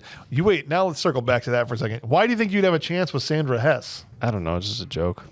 Oh, I thought you were serious. No, we could put the feelers out there. No, I'm married. Okay. Happily married. All right, fair enough. But do you give her your hot babe award? Absolutely. Normally we would say, "Oh, who's the Rain Award winner?" It has to be the Hoff. Yeah. There's only one choice. There's only one choice. I mean, it's an obvious one. And it's not Alexander Pierce, that puny little man. It's not Gary Chalk? No, it's not Gary Chalk. You know, that guy and I will share a brat together if you wanted to, but it's got to go to the Hoff. All right, fair enough. Hoff and I would Hoff Lady in the wins Tramp. I would Lady in the Tramp. That guy for Kurt, the Chalk guy. Once you smell fluke, you puke. Put a brat between us. I mean, no. We already talked about. This is real rubbery here. We already talked about how we thought Arnold Optimus would make Primal. We already talked about how we thought Arnold would make this movie better, but let's hear what the patrons had to say. Adam said that Arnold would replace Hasselhoff with Arnold making it way better as Nick Fury, right? So I think that's a win. Well, I mean, just on the stogie. Well, you wouldn't have the little tiny ones. You'd have the big massive ones. Yeah. Chris Cordray said, it took me 3 seconds to come up with this. In the beginning of the movie, the Hoff is pickaxing his way into a wall while he is in that old mine shaft. After he leaves the location, the thing he was looking for breaks through the cavern wall to reveal Arnold Schwarzenegger playing the Red Hulk. Now, S.H.I.E.L.D. has to stop the Baron's kids, but also contain the Red Hulk. The Red Hulk comes around and helps stop the bad guys. Come on. That would be awesome. There you go. There's a Red Hulk. Yeah. He's angrier than Green Hulk. And he's also General Ross. And think about this. Chris also just closed a whole plot hole by talking about what the hell he was digging for. Right. Yeah. That we never find out. Yep. That's genius, Chris. Just looking for Arnold Schwarzenegger. Just trying to find Arnold. Find Arnold. All right, Spud went with Nick Fury as well. Just throw an eye patch on him and stick a stogie in his mouth, and he would be amazing. You guys aren't wrong. Sometimes the right answer is the easiest answer. Yeah, sure. Sure. I still think as Val, but yeah. All right, guys. We have to land on something here, ultimately. We have to say whether we think this is a good movie, a bad movie, or a bad movie that rules. And I think I know where everybody's going to land on this. But we still have to do our work. We're contractually obligated to do it. So we're going to save Bob for last. Ryan, what's the dog poop scale tell us about this one? You know, this is one of those that your dog walker forgot to come over. You were gone for a couple days. Dog walker forgets to come over. Dog just craps all over the house. Bad movie. Bad movie straight up. Bad movie straight up. Full stop. All right. I'm a little sad, but I understand. So I have a hard time with this one. No. I do. So here's my problem. As far as a movie goes, it's awful. As far as a TV movie goes, it rules. Wow. So because it's a TV movie, I'm going to say it's a bad movie that rules. Wow. Like, if I watched this on a Sunday and I'm just sitting back when this came out, what, 86? 98. 98. Oh, 98. Yeah, I thought it was older. No, we were in high school. Oh. We graduated. We graduated, yeah. Yeah, I may have watched this on a Sunday, chilling at home, doing nothing on a Sunday after a good night of partying on a Saturday. The fact that you thought this was 1986 and nothing that happened convinced you otherwise says everything about this movie. Whatever. Take it at that then. I'm just saying. That was an unintentional burn, I think, on the movie that you just made. That's brilliant. So you're going bad movie that rules. Yeah. All right. Here's what I'll say before we go to Bob. So Bob has some more time to think up. I'm sure it's going to be a very nuanced take. My final rating is this is a straight up bad movie. Here's my problem. There's not nearly enough action. No. Him shooting those two guys in the subway and then if you count the thing with Clay in the beginning, Clay getting broke down, that's it until the end sequence. But that's my thing. That's what I'm saying. Yeah. Like, as a TV movie, that's totally normal. That's an A-Team episode. That's a Knight Rider episode. There's no action. So, like, there's really no difference there. Right. But as far as a movie goes, that's why I said it does not compete. It's not good at all. Well, that's why I'm viewing it from that way, I guess, as a movie. And I thought Hasselhoff tried. Hasselhoff is still salty about this. Oh, is he? Did you know this? No. He thought he nailed it. This is in 2012. So this is well after Sam Jackson as Nick Fury had already been a thing. This is the year Avengers came out. Yeah. He said, my Nick Fury was the organic Nick Fury that was written and discussed with Stan Lee before anyone got in there to change it. It's a subtle dig at Sam Jackson, I think. Well, or the people who recreated him. Yeah. But yeah. Right. Sam's just doing his job. Yeah, right. But whoever. Yeah. But I would like to see like a multiverse. You want Hasselhoff to come back as I Fury? think it would be hilarious to have Hasselhoff come back into Secret Invasion or Invasion. What is it? Yeah. The new whatever it is. Sam Jackson. Yeah. Hasselhoff movie. Like, I think that would just be hilarious if there was a moment where it's just a secret scene. The two of them show up, cross paths. Yeah. Just do like a thanks for everything you did or something like that. That's right. Maybe in Deadpool 3. That'd be awesome too. Yeah. Bob, I'm sure you have complicated feelings about this movie. Tell us. He looks like it. What do you think? Like he looks very conflicted. Yeah. No, I'm pretty straightforward. This movie was a gaping hole of a blonde that sucked everything out of a man, including the house. So this is a divorce payment is what you're basically saying right now? This is how Hasselhoff ended up divorced? I don't know how else to say this. This movie was horrible. You don't know how else to say it. It's just a black gaping hole of something, just sucking my soul out. I would have rather have gone to flipping Grass Lake Road and got herpes than ever had to sit through this movie. You continue to denigrate the poor people that live on Grass Lake Road. I don't care. I don't care at all. Oh my gosh. They deserve it. They know what they do. They go to Blarney Island. Oh my gosh. All right, Bob. Movie's a trash can. I agree. I think we're on the same page. The patron is right. Here's what Adam Lofton had to say. That, you're like, yep, I think we're on the same The patrons are laughing. Oh, this is so funny. We got them to watch this movie. Adam said, so Nick Fury, because I had no idea this movie existed, and I'm a comic book nerd. So it was an interesting movie for me, for sure. And just like Captain America, I felt they got the costumes pretty accurate from the comics. But once again, as the comic book guy, I think this is a bad movie that rules. Bend your head's on backwards. He loves comic book stuff, so he's predisposed to like this. He does get. I appreciate this. Adam drops us some awesome trivia, as he always does.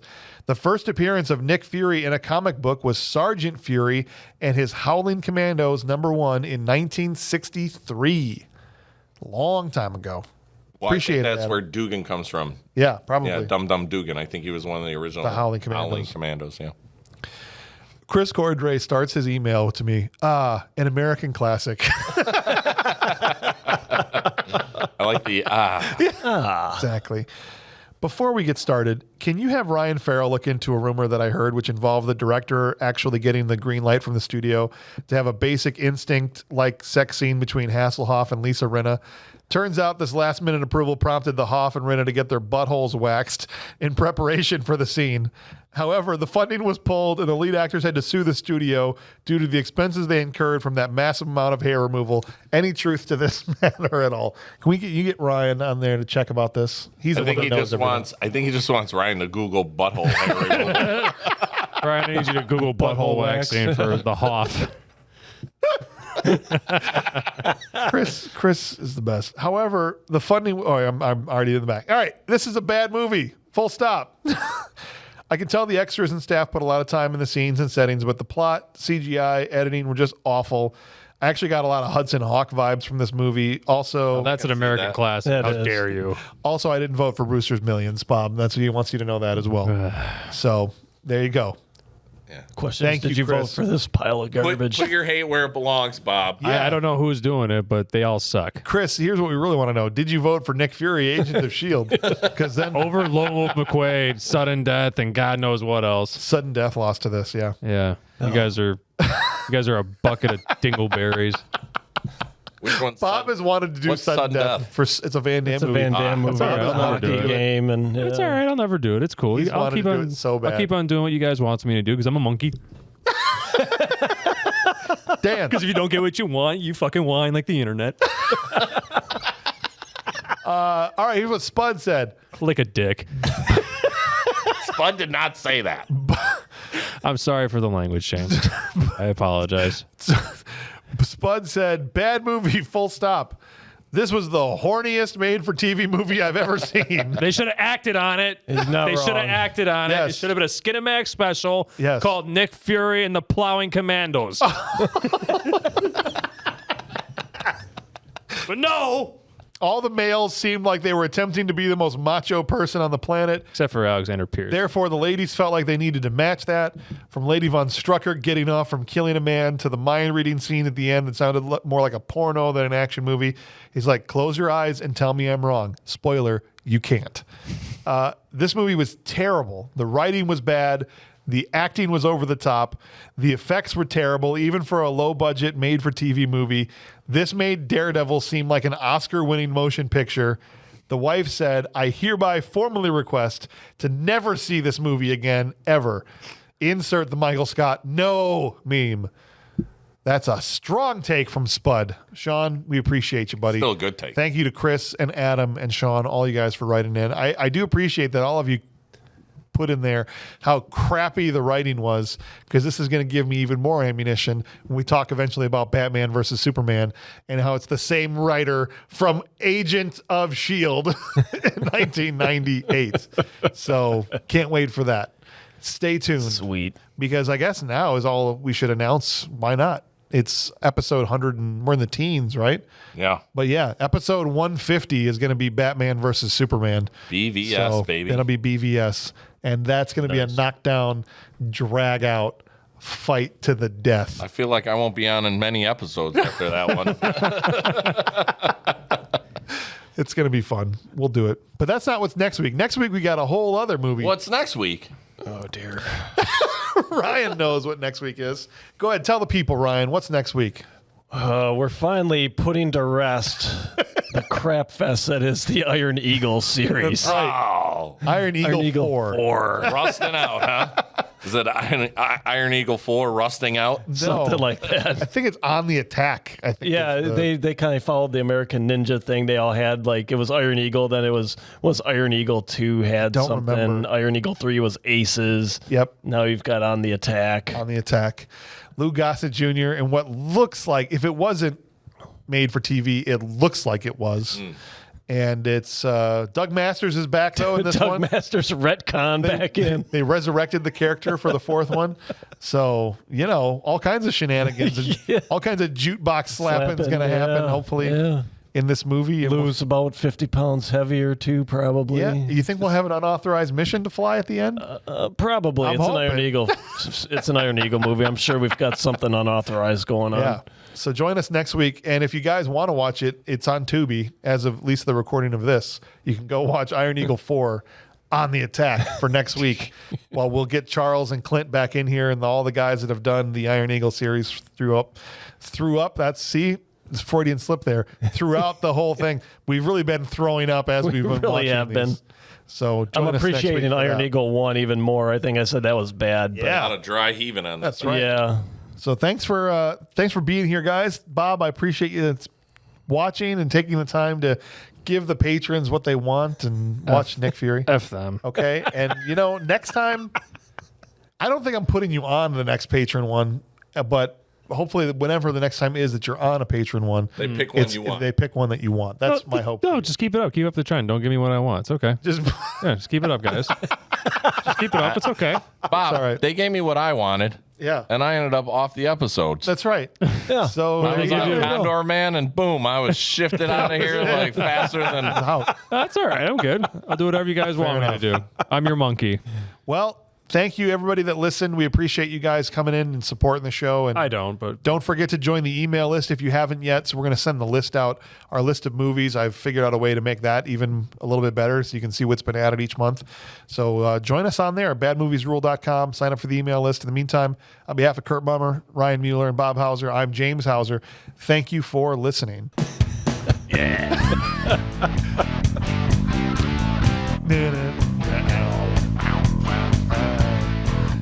You can hassle anyone you want. Just don't hassle David Hasselhoff. I can't speak. Lots of leather, lots of lips. Hasselhoff. Hasselhoff. Bob's already taking his headphones off. He's already leaving. Like, done. I'm out. Peace. Bye, Bob. Peace.